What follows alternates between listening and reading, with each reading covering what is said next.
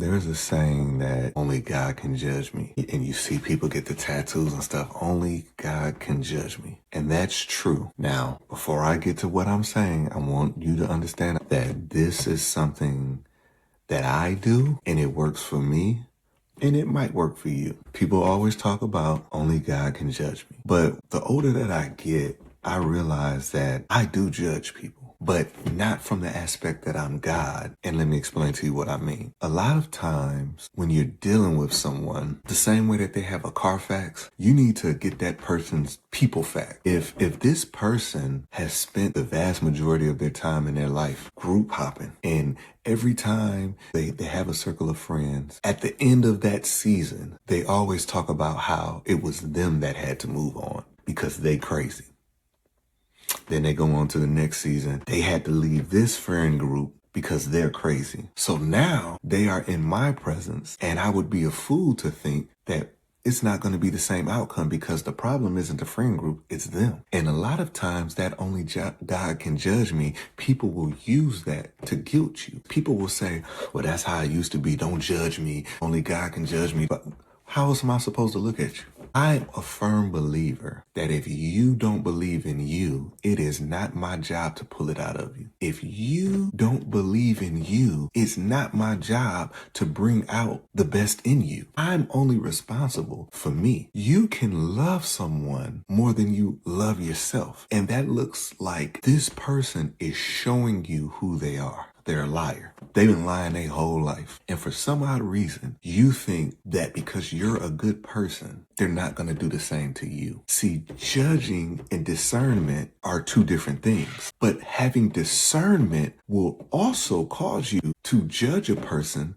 but not from the aspects of that you're God. I'm judging, do I really need you in my life? Do you add any type of value to where I'm trying to go? And this is where so many people mess up. When people say, I see that they got a good heart, but they're not showing you that they got a good heart. That is above your pay grade to bring it out of them. Oh, I see potential in them. It doesn't matter what you see if they don't see it. I've had people in my life before that I looked past everything that they showed me. I looked past it all and I said, but you got potential. But guess what? Sometimes potential never turns into fruition if the person doesn't believe it for themselves. I'll give you an example. We all know someone right now that should be in the NBA. All the talent in the world. But it was something that didn't click. See, it wasn't just about the talent. It could have been the work ethic. Because they were so talented, they didn't feel like they had to work as hard. Because everything was always given to them.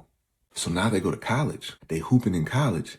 Now you're on a different playing field. The competition is way better, but you still have a God-given talent. But you still gotta work. There are some people that I come across and I can tell that they're great people deep on the inside, but they don't know it yet. And I found myself in situations that I can never get back because I'm trying to study, bring it out of them. So I let so much stuff go. I let so much stuff go because I'm like, but I see the potential. To look up 4 years later, I'm stressed out, high blood pressure, and they going on with their day. I'm not God, so I can't judge, but I can judge what adds value to my life. I am the CEO of me, and you should not be ashamed for having standards. I have a standard for me. If I'm having a conversation with someone and I ask them, hey, what is your mission statement for your life? People will look at you crazy because they really don't know. Some people say, I just want to be successful. Okay, what is success to you? Is it a certain amount of money? Is it happiness? What is your definition of success? I'll do you another favor. What is your definition of success? What is your mission statement for your life? If you say, I just want to be the best version of myself, okay, so what is that? You gotta start identifying things. For a long time, the person that I thought I was causing me to wake up in the middle of the night. And I would wake up in the middle of the night and I would just feel so uneasy. It's because God was trying to tell me something. See, right now, it's 3:48 a.m. I was sleeping soundly. I'm normally up though at 3:45, but I was up at about 2:30 this morning. And I'm just sitting there and I just woke up. But what I have learned is It is in those times that God's trying to talk to you. A lot of times we say, I couldn't sleep at all last night. So what did you do about it? Sometimes you got to cut that TV off, because it is in those hours that God is really trying to talk to you. And a lot of times that message that it doesn't sound like what you want it to sound like. I have had to forgive people and I didn't want to. I'm just being honest. I did not want to forgive because I thought this is what forgiveness looks like. I walk up to a person and say, I forgive you. And then I give them a hug and I rub them on their head and we become best friends. That's what I thought forgiveness was. So it was hard for me.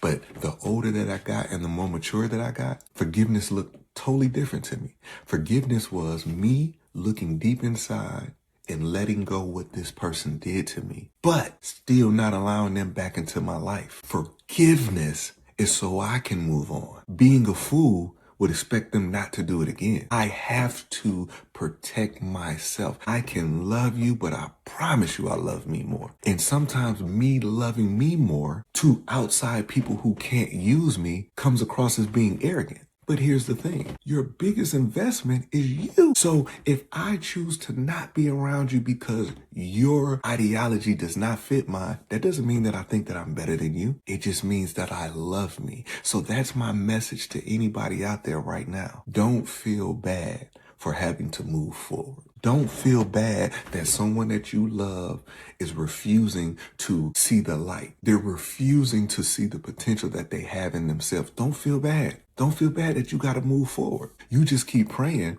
that hopefully, if it's in God's will, they will wisen up.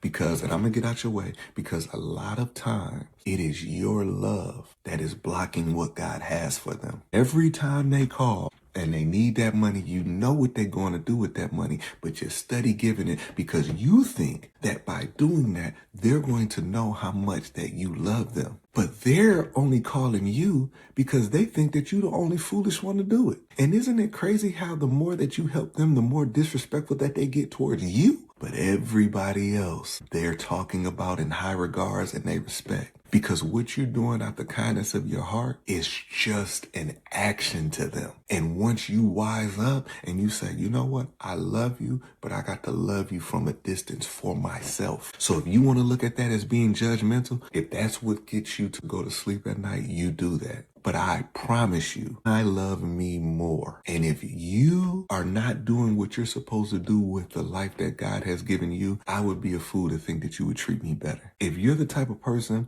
that go out all night, get drunk, get high, make all of these stupid mistakes, I would be a fool to think that you're not going to make a mistake with my feelings. So it's not about me thinking that I'm better than you. It's understanding that God has something in me and what you're doing does not align. If you're watching this early, it's for a reason. I believe that nothing happens by circumstance. Y'all have a blessed Sunday.